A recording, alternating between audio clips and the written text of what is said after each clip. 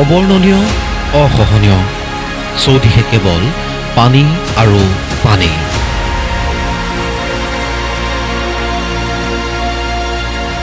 আহাৰমহীয়া বানত উপঙিছে ৰাজ্য।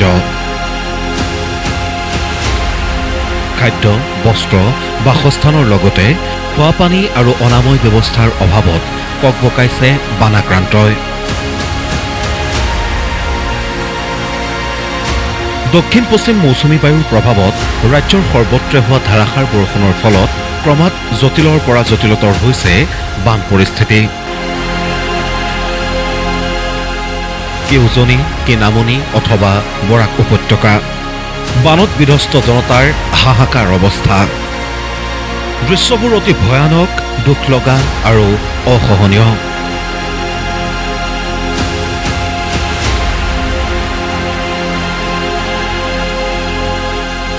গোলাঘাটৰ বোকাখাট সমষ্টিৰ অন্তৰ্গত বাংকুৱালত লুইতৰ বলীয়া বানৰ কালৰূপ এয়া। এইদৰেই বানত উটি গৈছে কৃষকৰ ভঁৰালৰ ধান। বছৰজোৰা কষ্টৰ ফচল এনেদৰে চকুৰ সন্মুখতে বানত উটি যোৱাৰ ফলত এতিয়া হুমুনিয়াহী সাৰথি কৃষকৰ। ধানটো বহুতেই গ'ল বাৰু, বহালৰ ধান।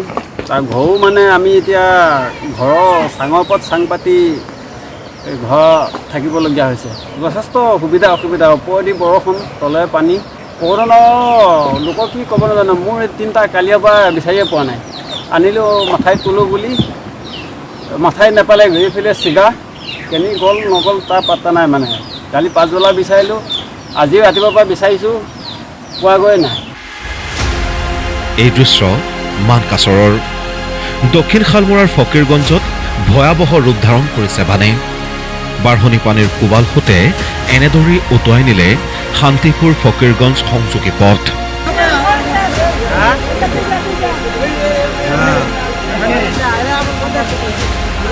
ঢেকীয়াজুলিৰ বৰচলাতো বানাক্ৰান্তৰ বৰ্ণনাতীত অৱস্থা।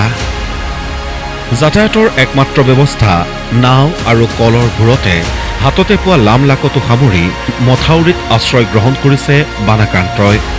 বানত পৰিছে স্বাস্থ্যকেন্দ্ৰও। ইফালে পুনৰ খান্দং বান্ধৰ পানী খুলি দিয়াৰ ফলত বানৰ কবলত কামপুৰ আৰু দবকাৰ বিস্তীৰ্ণ অঞ্চল।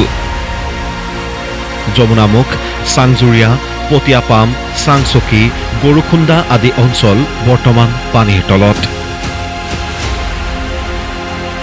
চিপাঝাৰতো ব্ৰহ্মপুত্ৰৰ দাঁতিকাষৰীয়া অঞ্চলত বাঢ়নি পানীয়ে ঘৰৰ মুধচ পৰ্যন্ত স্পৰ্শ কৰাত বিপদসংকুলভাৱে দিন অতিবাহিত কৰিছে বানাক্ৰান্তই।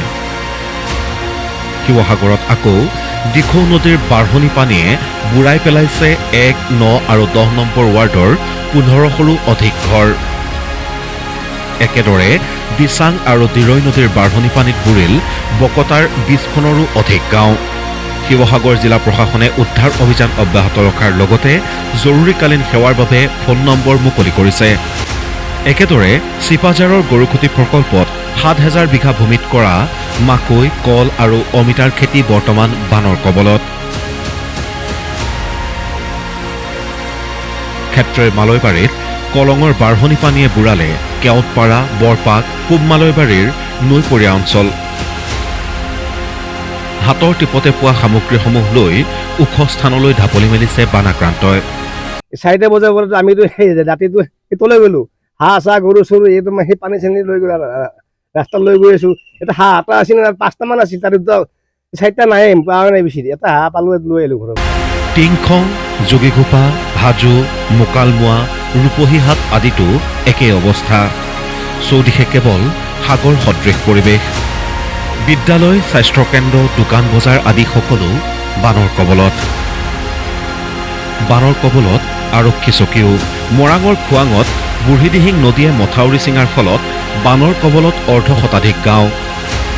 নিশা 2 বজালৈকে উদ্ধাৰ অভিযান চলালে SDRF আৰু আৰক্ষীয়ে। হাতত নৱজাতকক লৈ প্ৰাণৰ মমতাত মথাউৰিলৈ বুলি ওলাই আহিল এগৰাকী মহিলা। গহপুৰতো অপৰিৱৰ্তিত বান পৰিস্থিতি। ব্ৰহ্মপুত্ৰই মথাউৰি ছিঙাৰ ফলত ধন্দি, মাজিকুচি, ৰজাবাৰী, কেন্দুগুৰি আদি অঞ্চল বানৰ কবলত পৰাৰ সমান্তৰালভাৱে চট্ৰং নদীৰ বাঢ়নি পানীয়ে বুৰাইছে গহপুৰ নগৰৰ সমীপৱৰ্তী বিভিন্ন অঞ্চল। গৰু অৱস্থা নাই, এই 3 দিন গৰুৰ কাৰণে ঘাঁহ নাই, একো দানা নাই, অৱস্থা নাই। আৰু মানুহ ধৰক ঘৰৰ ভিতৰত পানী সোমোৱাৰ পাছত খাদ্যৰ কাৰণে য'তে ত'তে যাৰ ঘৰতে পাৰিছে খাইছে, এনেকুৱাকে অনাটন একদম। কথা হ'ল সমগ্ৰ অসমৰে অধিকাংশ অঞ্চল বানত বুৰি থকাৰ সময়তে সাহায্য দিয়াৰ কথা মনত পৰা নাই ৰাজ্য চৰকাৰ তথা প্ৰশাসনৰ। নাৱত উঠি কেৱল ফটো ছেছন কৰা জনপ্ৰতিনিধিৰ সুংসূত্ৰই নাই বানাক্ৰান্তৰ কাষত। ব্যুৰ ৰিপৰ্ট, প্ৰতিদিন টাইম।